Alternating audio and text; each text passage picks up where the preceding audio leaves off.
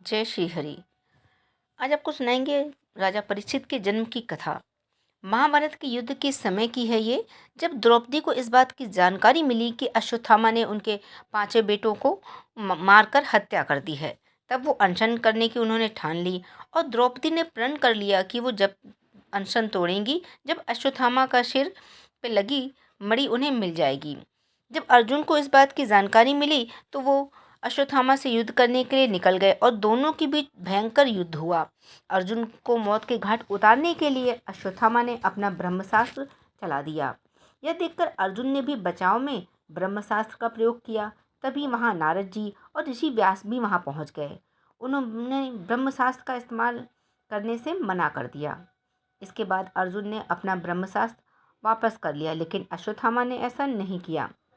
अश्वत्थामा 5 पांडवों के कुल को नष्ट करना चाहता था, इसलिए उसने ब्रह्मास्त्र की दिशा बदलकर अभिमन्यु की पत्नी जो गर्भवती थी उसकी ओर कर दिया। इस पर भगवान कृष्ण ने कहा, अभिमन्यु की पत्नी उत्तरा को परीक्षित नामक बेटे को जन्म देने का वरदान मिला है, इसलिए वो ज़रूर जन्म लेगा और अगर वो मरा हुआ पैदा हुआ तो मैं उसे जीवन दान दे दूंगा और वो बड़ा होकर महान सम्राट राजा बनेगा। सामान्य उस गर्भस्थ बालक पर ब्रह्मास्त्र का प्रयोग कर दिया। तब भगवान श्री कृष्ण ने उत्तरा के गर्भ में प्रवेश किया और उस दौरान वो 10 महीने तक अंगूठे के बराबर होकर भगवान जी उनके साथ रहे। भगवान श्री कृष्ण के वो दर्शन करता रहा और ब्रह्मास्त्र को विफल कर जन्म के समय में भगवान अंतर्ध्यान हो गए वहाँ से।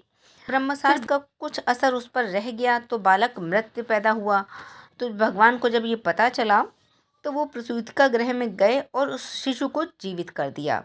गर्भ में कठिन परीक्षा होने के कारण बालक का नाम परीक्षित पड़ गया था। अब आपको बताते हैं कि जो राजा परीक्षित हैं उनकी मृत्यु का उनको श्राप कैसे मिला था।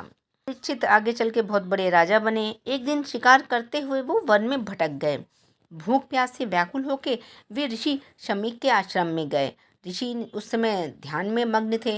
राजा ने उन्हें आवाज़ दी पर ऋषि का ध्यान उन पर नहीं गया।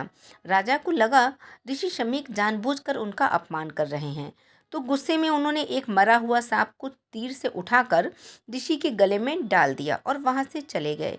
पीछे से उनके ऋषि शमीक के तेजस्वी पुत्र श्रृंगी को इस बात की जानकारी जब लगी तो उन्होंने राजा परीक्षित को 7 दिन में तक्षक नाग से काटे जाने का श्राप दे दिया। यानी 7 दिन बाद जो है राजा की मृत्यु हो जाएगी।